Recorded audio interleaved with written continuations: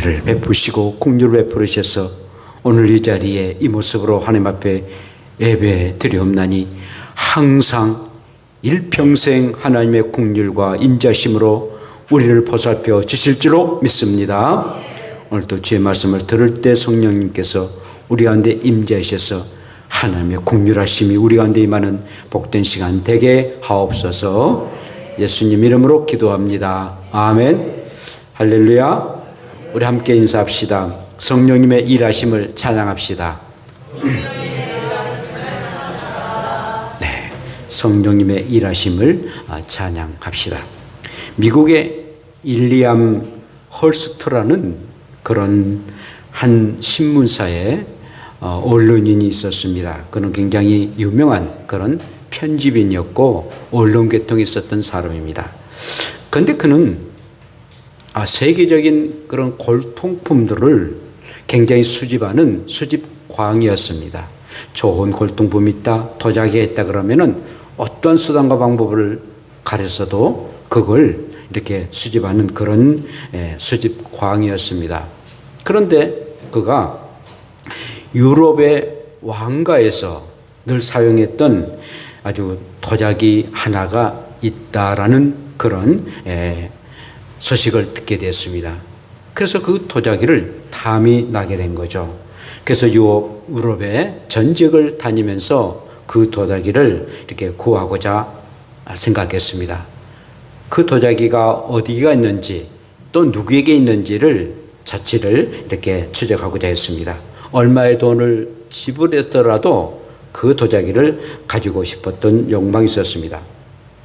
여러 해 동안 찾아다녔는데 결국은 닿지를 못했습니다. 돈을 투자하고 시간을 투자했지만은 찾지 못하다가 어느 날 누구에 의해서 그 골동품 도자기가 한 언론인에게 그리고 미국 사람에게 팔려갔다라는 소식을 접하게 되었습니다. 그 정보를 알고 난 이 사람은 굉장히 좋아서 어쩔 줄을 몰랐습니다. 그래서 그 사람이 과연 누구인가? 과연 어떤 사람이 그 유명한 골동품 도자기를 찾아갔을까? 찾고 또 찾았습니다. 그리고 마침내 그 사람을 찾아냈습니다. 그리고 이름도 알아냈습니다. 그가 바로 일리암 헐스키였습니다. 바로 자기 자신이었습니다. 이 사람은요, 이 골동품을 사고 난 이후에 자기가 가지고 있는 비밀 창고에다가 집어넣습니다. 어떤 사람에게도 공개하지를 아니했습니다. 이 사람은 골동품을 수집만 할 뿐이지 전혀 그 골동품의 그 의미를 발견하고 즐거워하고 또 좋아하지는 아니했습니다. 무조건 수입만 하고 그리고는 한 곳에 모아 넣고 마는 그런 수집광에 불과했습니다. 사랑하는 여러분, 저와 여러분들이 수년 동안, 수십 년 동안 아니 모태에서부터 예수 그리스도를 믿고 교회를 다니지만 그리고 그로 통한 말할 수 없는 그런 은혜를 하나님께로부터 받았고 값지고 소중한 보물들이 우리 가운데 있지만은 그러나 그 놀라운 그런 축복을 누리지 못하고 그리고 또한 그 은혜를 생각하지 못하고 오늘 또 원망과 불평 속에 살아가는 성도는 없습니까? 참으로 무엇인가를 찾기만 하지 내가 가지고 있는 이 놀라운 보물들을 값지고 소중한 것을 좋아하지는 아니하고 늘 찾는데 안간힘을 쓰고 시간과 또 돈을 거기에 허비하는 그런 사람은 없습니까? 자, 오늘 본문의 말씀은요, 이 사도 바울이 에베소 교인들에게 보낸 편지입니다. 이 사도 바울은 정말 어둡고 그리고 쥐와 바퀴벌레가 드글거리는 그런 감옥에서 그는 살게 되었습니다. 복음을 전하기 위해서 그렇게 몸부림치며 생명을 걸었던 이 바울에게 오는 그런 대가는 정말로 감옥이라는 그런 참으로 악한 그런 상황에 처하고 말았습니다. 또한 제대로 먹지 못해가지고 영양실조에 걸렸고, 그래서 그의 눈은 컴컴하고 또한 전혀 잘 보지 못하는 그런 눈으로 변하고 말았습니다. 그의 몸은 또한 간질병이 있어가지고 늘 서 있기도 힘들 정도로 늘 어려운 그런 상황에 있었습니다. 그런데 이 에베소에 보내는 이 옥중서신이라고 말하는데, 그 감옥에서 썼던 그런 편지라 말하는데, 이 편지를 보게 되면 얼마나 감격하고, 형편과 처지는 형편없지만 정말 그의 영혼은 춤을 추면서 하나님 앞에 영광의 찬양을 돌려드리는 이유가 무엇일까요? 오늘 본문의 말씀은요, 성령님 하나님이 우리에게 베푸신 축복이 얼마나 크다는 사실을 말씀하고 있습니다. 성령이 나에게 주신 그 복이 정말로 큼을 이렇게 말씀합니다. 여러분, 성령님이 우리 안에 계신다는 것, 이걸 읽어서 내주하신다라는 의미인데요, 내 안에 계신다, 내 안에 계신다라는 그런 의미로 정말 성령님이 내 안에 계시고, 그리고 나와 함께 사시고 내 안에서 역사하심을 이 사도 바울은 알고 감격하고 감사하며, 내가 누리고 있는 이 성령님이 너희들 가운데 임하기를 바란다. 그리고 내가 누리고 있는 이 성령님이 너희들 가운데 또 누리기를 원한다. 너희들은 나의 형편과 처지가 훨씬 낫지 않느냐. 나는 정말로 형편없는 그런 상황에서도 성령님이 내 안에 계시기에 이렇게 기쁘고 찬양하고 영광을 돌려드린다 라고 고백하면서 오늘 말씀하고 있습니다. 그렇습니다. 우리 하나님은 하늘에 계신 하나님이십니다. 우리의 예수님은 육체를 입고 이 땅에 오셔서 나를 위해서 십자가에 죽으시고 그리고 부활하셨습니다. 그리고 승천하셨습니다. 우리 곁에 계셨던 분이 우리의 예수님이십니다. 그런데 성령님은 우리 안에 계신다라고 말씀하십니다.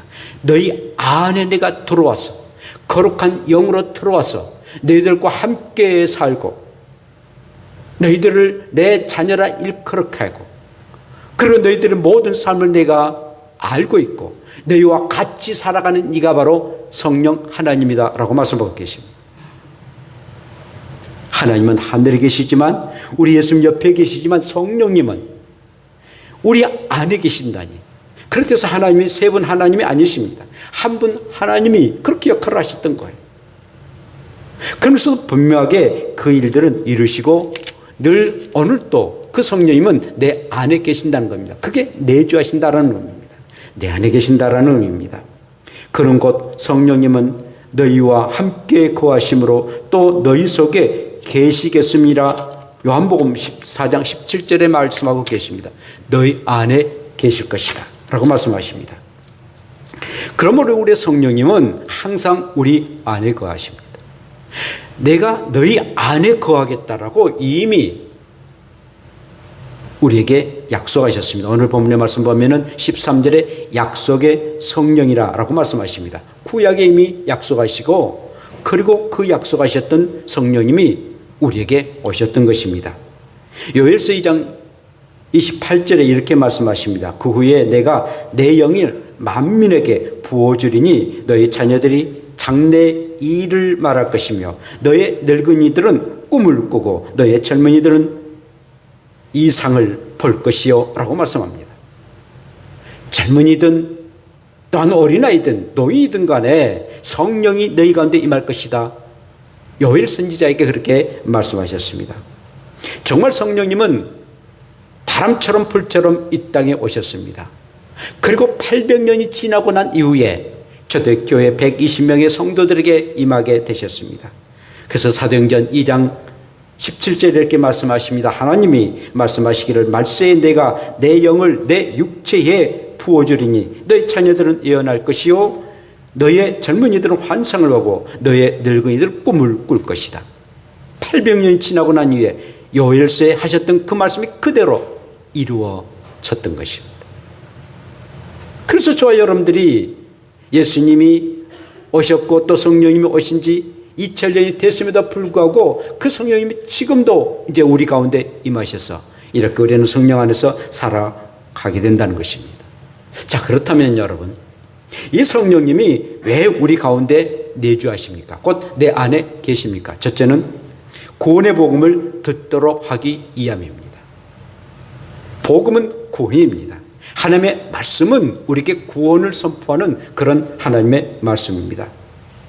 우리 하나님이 우리를 구원하시겠다라고 계획하셨습니다. 그 계획도 창세 이전에 하나님께서 계획하셨습니다. 예정하셨다라고 말씀하죠.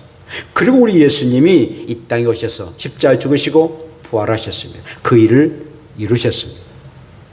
우리를 구원하기 위해서 하나님이 그리고 예수님이 그 일들을 행하셨습니다.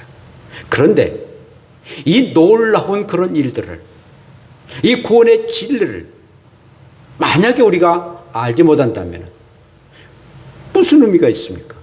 그 엄청난 그런 진리를, 그리고 그 사실을 우리가 알지 못한다면 아무 의미가 없을 것입니다. 그런데 성령님께서 그것을 들려주셨습니다. 알게 하셨습니다. 깨닫게 하셨습니다.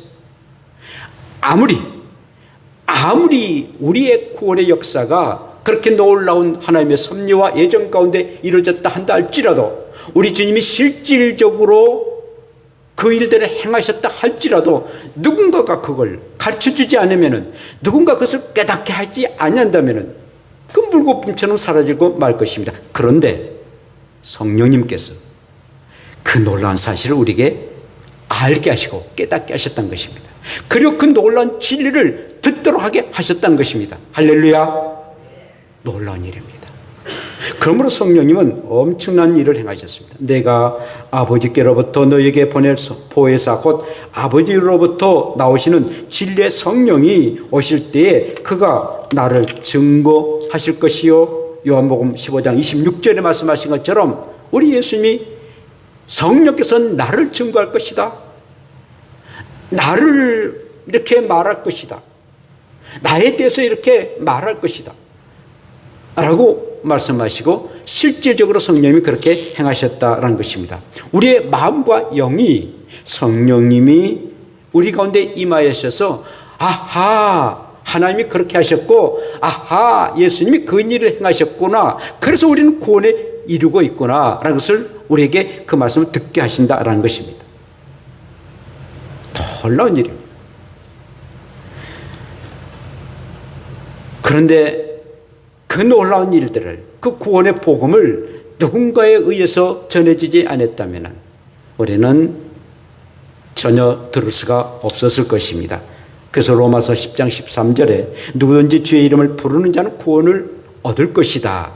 누구든지 예수 그리스도를 이름을 부르는 자는 구원에 이를 것이다 라고 말씀하시고, 그런즉 그들이 믿지 아니하는 일을 어찌 부르리요? 듣지도 못한 일을 어찌 믿으리요? 전파하는 자가 없이 어찌 들으리요? 누군가가 전해야 되고 누군가 그것을 듣도록 전해야 되는데 만약에 전하지 않냐면 어떻게 들을 수가 있겠느냐라고 반문하십니다. 전파하는 자가 없이 어찌 들으리요? 하시면서 아름답도다 좋은 소식을 전하는 자들의 팔이여 라고 말씀하고 있습니다. 아무리 정말 생명을 구원할 그런 일이라 할지라도 그 사실을 누군가가 전하지 아니하면은 들을 수가 없다는 겁니다. 그렇기 때문에 듣도록 하게 하는 것은 바로 누군가가 전해야 되는데, 바로 저와 여러분들이 복음을 전하는 그런 사람 되어 복음을 전하게 되면은 바로 복음 전한 것을 받는 그 무리가 그 복음을 받아 들을 것이다. 그리고 들을 것이다 라고 말씀하십니다. 그러므로 여러분, 비록 육신적으로 듣지 못하고 말하지 못하는 그런 청각 장애인이라 할지라도 손짓 발짓을 해서라도 그들에게 복음을 전해야 됩니다. 아니 그림을 그려서라도 복음을 전해야 됩니다.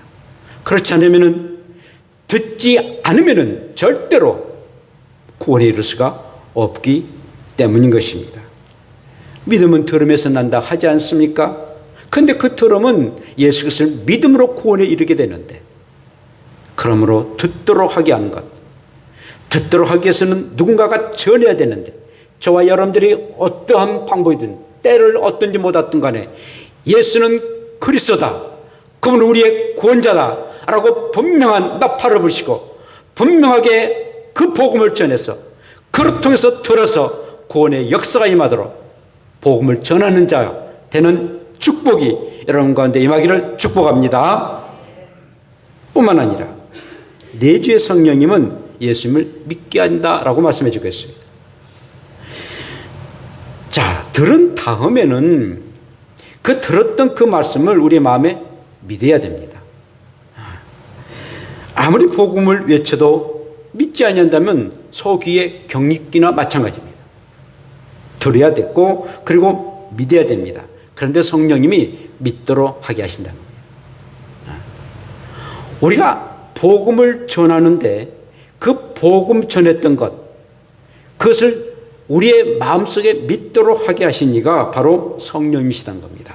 또 성령으로 아니하고는 누구든지 예수를 주라고 할 수가 없느니라 고린도전서 12장 3절의 말씀입니다. 여러분, 우리 사람의 감정이나 의지에서 우리가 예수님을 믿는 게 아닙니다. 우리의 사람의 감정과 의지는 너무 악해요. 예수를 구주로 믿을 만큼의 감정과 의지에 선한 의지가 없어요. 그런데 성령님께서 우리 가운데 임재하셔서 아하, 예수가 우리의 구원자라고 믿도록 하게 한다는 겁니다. 누가 복음을 전했습니다. 그걸 들었습니다. 들었던 그 말씀을 믿도록 하게 하신 이가 바로 성령님이시다라는 것입니다. 그렇지 않으면 사람의 의지로, 사람의 방법으로는 그 놀라운 진리를 우리가 믿을 수가 없다라는 것입니다. 성령님은 임재하실 뿐만 아니라 내 안에 계셔서 이런 고백을 하도록 하겠습니다. 정말 예수는 그리스도시구나, 나의 참된 구원자시구나, 정말 그분이 나를 위해서 십자가에 죽으시고 부활하셨구나, 그리고 내가 그 예수를 믿으면 구원에 이르구나, 내 제삼을 받았구나 라고 고백하도록 믿도록 하게 하신 이가 성령이십니다. 여러분들 그 예수님을 믿고 지금도 구원에 이르는 여러분들 되신 줄로 믿습니다. 그렇다면 바로 내 마음속에 성령님이 임재하신다는 사실이 입증된 것입니다. 어떻게 증거합니까? 그것을 믿을 때에, 그 놀라운 성령님의 역사임을 믿을 때에 아하, 성령님이 내 안에 계시구나 라는 것을 확증한다라는 겁니다. 어느 날 갑자기 내 자신이 죄인이라는 사실을 알게 됩니다. 정말 구제불능이라는 사실을 압니다. 아무리 선을 행하려도 선을 행할 수 없는 정말 구제불능한 그런 죄인이라는 것을 깨닫게 됩니다. 죄를 범했다면 분명하게 벌을 받습니다. 대통령이라도 죄를 범하니까 감옥에 들어가 있지 않습니까? 이 땅에서 형벌을 마땅히 받을 뿐만 아니라 죽어서는 영원한 지옥 가는 그런 하나님 앞에 심판받는 무서운 것이 바로 죄입니다. 그런데 나 같은 죄인을 우리 예수님이 대신 져주시고, 그리고 내가 그 죄의 사함을 받게 하여 주시고 죄의 형벌을 받지 않도록 하게 하신 것을 깨닫게 됩니다. 믿어지는 것입니다. 얼마나 놀라운 일입니까? 그래서 정말로 아하, 나는 예수님 때문에 내 죄가 용서받았구나 라는 것을 알도록 하게 하시고 믿도록 하게 하신 이가 우리의 성령님이시다는 것입니다. 그러므로 항상 늘 성령님의 힘을 입어서 하나님의 말씀을 믿고, 정말 우리의 성령님이 나를 이렇게 인도하여 주시고 제선 받도록 알게 하시고 깨닫게 하신 그 성령님 앞에 늘 감사하는 저와 여러분들 되시기를 축복합니다. 그러므로 여러분, 죄 중에서요 가장 무서운 죄가 있다면 무슨 죄입니까? 도둑질하고 거짓말하고 사람을 살인하는 것, 큰 죄죠. 그러나 가장 무서운 죄가 있다면 그 예수 그리스도를 믿지 아니한 죄입니다. 그렇게 죄사함을 해주겠다라고 함에도 불구하고 그 예수 그리스도를 믿지 아니하는 죄가 가장 무서운 죄라는 것입니다. 그가 와서 죄에 대하여, 의에 대하여, 심판에 대하여 세상을 책망하시리라. 죄에 대하여라 함은 그들이 나를 믿지 아니하며, 요한복음 16장 8절과 9절에 말씀합니다. 사랑하는 여러분, 여러분들 자신들이나 행여나 여러분들의 주변의 사람들, 가족들 예수를 믿지 않습니까? 가장 무서운 죄를 범하고 있습니다. 그렇게 우리의 구원자로 오셨음에도 불구하고 그렇게 우리의 죄를 다 용서해 주겠다라고 함에도 불구하고 그 예수를 믿지 않냐는 것. 예수님을 믿으면 모든 죄가 용서를 받는데 그 놀라운 사실을 믿지 아니한다는 것. 그게 가장 큰 죄라는 것입니다.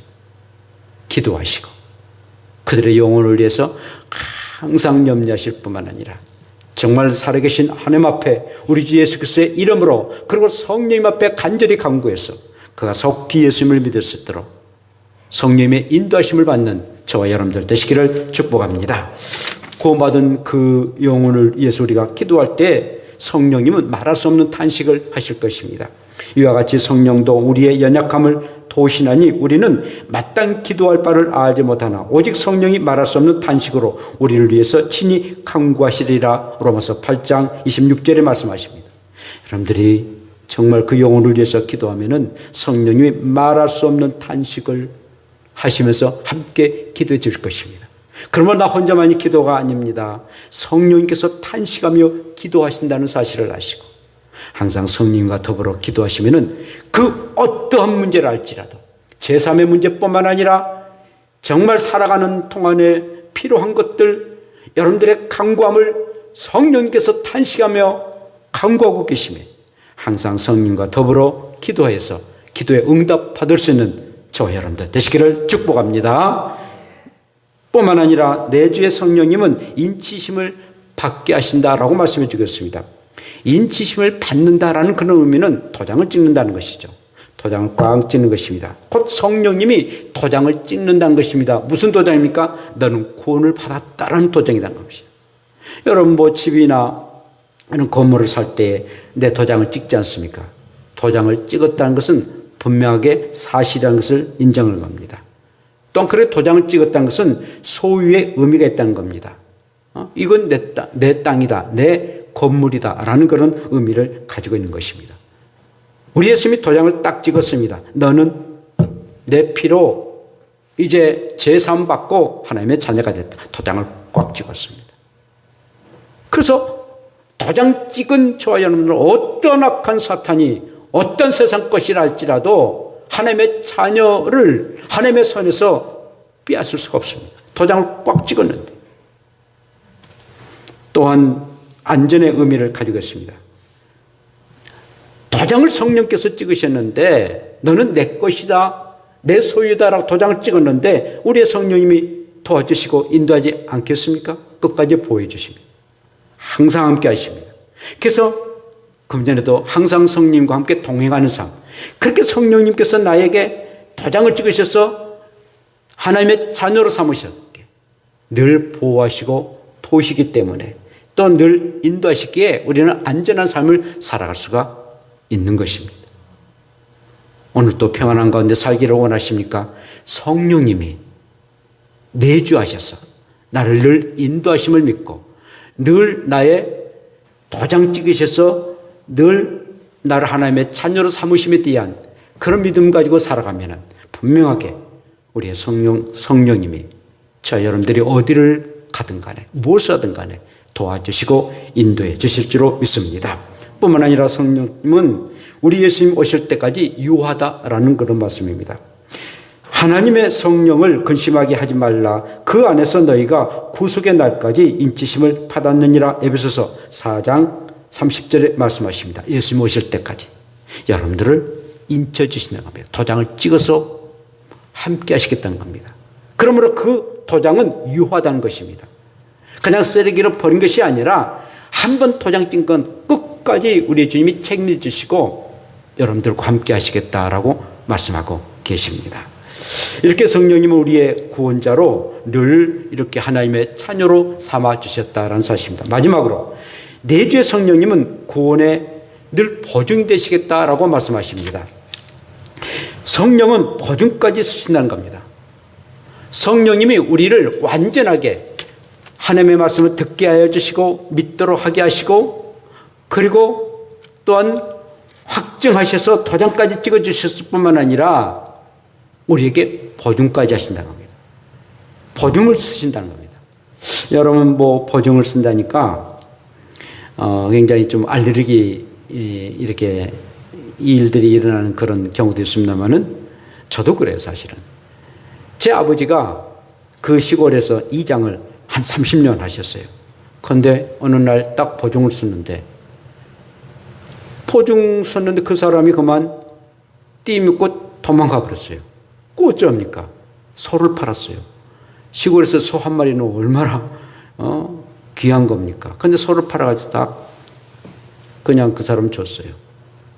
또 몇 년 지나니까 또 보증수에 가져가지고 그 가을에 이제 이 벼를 좀 이렇게 모아냈지 않습니까? 창고에도 놓고 막 그러는데 그 벼를요, 수십 가마 벼를 구름마가 와가지고 다 싣고 가더라고요. 보증 잘못 써가지고. 그냥 다 남의 것 해버리고 말았습니다. 그래서 어머니가 아주 유언적인 유언으로 절대로 보증 쓰지 말라. 만약에 사람이 다른 사람 도와주려면 그냥 내가 도와준다라는 그런 마음으로 꽂을전정 보증 쓰지 말라. 라고 이렇게 말씀을 하셨어요. 우리 어머니 입장에서는 성령이 보증 쓴다는 거, 보증에 보초만 나와도 굉장히 싫어하시는데 물론 이제 성령님이 보증 쓴 것은 좀 다르겠습니다만 어머니 입장에서 굉장히 좀 싫어할 그런 일들입니다. 자, 그런데 보세요. 우리의 성령님이 나를 보증 쓴 거예요. 이경석, 너는 내 아들이다.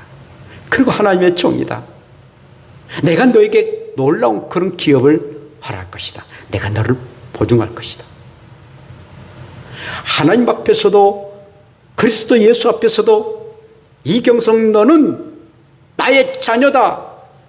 그리고 저 예수 그리스도가 너를 위해서 십자가에 죽으시고 부활하셨다. 내 죄가 용서함을 받았다. 내가 보증한다. 내가 보증한다. 동등하신 성령님이 같은 하나님이셨던 성령님이 보증하고 계시니 세상에보다도 복된 일이 어디가 있겠습니까? 이보다도 확증된 일이 어디가 있겠습니까? 보증 쓰겠다라고 말씀하십니다. 그래서 나는 성령님이 나를 보증하셨기 때문에 당당하게 하나님 앞에 나갈 수 있습니다. 영원한 천국에 당당하게 들어갈 수가 있다는 것입니다.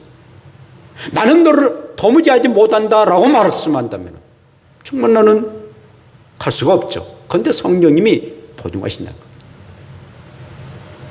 사랑하는 성도 여러분, 그렇습니다. 정말 이렇게 성령님이 확고하고 분명하게 이렇게 우리를 구원에 이르도록 하게 하시고 모든 삶을 우리를 인도해 주시는 분이 바로 성령님이시다라는 겁니다. 그리고 이 성령님이 내 안에 계셔서 오늘도 우리 함께 살아가고 계시니 얼마나 감사한 일이겠습니까? 저가 또한 우리에게 인치시고 보증으로 성령을 우리 마음에 주셨다. 고린도 후서 1장 22절에 말씀합니다. 인치시고 보증까지 주셨다라고 분명하게 고린도 후서에 이렇게 말씀하고 있습니다. 바로 그렇습니다. 그러면 이 땅에 태어나서 참으로 제약 가운데 살아가고 있는 세상이지만 코로나19로 얼마나 힘든 세상을 살고 있음에도 불구하고 우리의 성령님이 그 하나님께서 우리의 구원을 계획하시고 그리고 그 구원을 예수 그리스도로 말미암아 이루도록 하게 하셨는데 그 놀라운 사실을 듣도록 하게 하시고 믿게 해 주시고 그리고 확증도 주시고 도장까지 찍어주시고 그리고 보증까지 해주셨으니 확고하고 100% 우리의 구원이 이런 줄로 믿습니다. 이것이 성령님이 하시는 일들입니다. 그러므로 오늘 저와 여러분들이 힘들고 어려워도 넘어지고 또 약해져서 자빠진다 할지라도 그 성령님이 여러분들과 함께하고 계시니 당당하게 나아가십시오. 그 성령님을 붙잡고 살아가십시오. 그럼 성령님이 여러분들을 책임져 주시고 하나님 나라에 들어가는까지 인도하실 뿐만 아니라 그 나라에서 영원토록 우리와 함께 하실 것입니다. 오늘도 성령님과 더불어 풍성한 삶을 누리는 저와 여러분들 되시기를 축복합니다. 기도합시다. 우리 함께 기도합시다. 정말 우리는 얼마나 영광스러운 그런 사람인지 모릅니다. 우리 예수님이 참으로 이렇게 놀라운 일 행하시고 하나님께서 계획하셨고 그리고 성령께서 가르쳐 주셨으니 그 놀라운 구원의 감격을 살아가고 나아가며 살아갈 수 있는 우리의 심령 되도록 우리 함께 기도합시다. 주여, 걸어가신 아버지, 우리의 구원의 복음을 듣게 해주시고 또한 믿게 하여 주시고 또 도장을 찍어주시고 그리고 아버지의 확증까지 우리에게 허락하여 주셔서 이렇게 아버지 보증까지 해주신 것 진심으로 감사합니다. 걸어가신 아버지 은혜가 우리 가운데 임할 줄 믿사느니 날마다 그 은혜 감사하게 되시고 날마다 그 은혜 속에 살게 되시고 항상 그 복을 누리며 살아갈 수 있는 우리가 되게 하여 주시옵소서. 감사드립니다. 함께 해 주시옵소서. 아멘. 하나님 고맙습니다. 구원의 복음을 듣고 믿고 인쳐주시고 그리고 보증까지 우리의 성령님으로 통해서 알게 하여 주시고 믿게 해주신 것 진심으로 감사를 드립니다. 하나님의 자녀로 삼았고 제산받고 하나님의 영원한 기업이 되게 하여 주시고 그 옛날에 들어가는 축복을 허락하셨으니 항상 성령님과 더불어 날마다 순간마다